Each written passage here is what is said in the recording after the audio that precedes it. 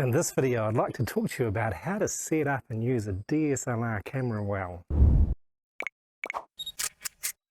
When you choose to take photos with a DSLR camera, you really want to use it as well as you can and not just treat it like taking photos with your phone.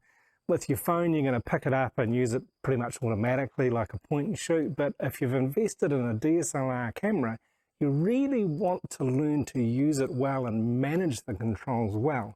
And once you put your mind to it, it's actually not that difficult and it's very fulfilling because you'll get much better photographs when you do this.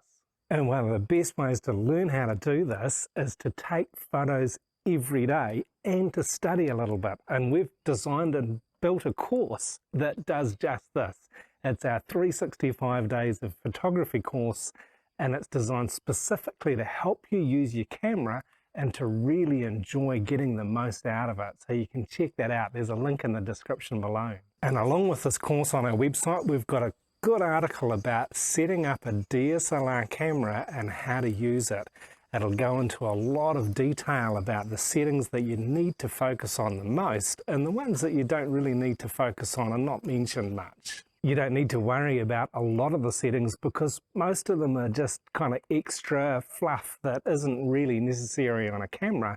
And so in the article, it outlines the most important points of how to use a DSLR. And you'll learn quickly to control the aperture setting, the shutter speed setting, and how to use the ISO, especially when the light is low. And in the article, it will teach you the most important settings that you can use to learn how to control your exposure and the focus. Autofocus on DSLR cameras is absolutely amazing, but you still have to learn to set it up and to manage it well so that you can get your photos in focus at the point where you want them to be in focus. If you're leaving it up to the camera to control this, then sometimes you're going to be disappointed because it's not going to focus on the area of the photograph that you want it to really be sharp.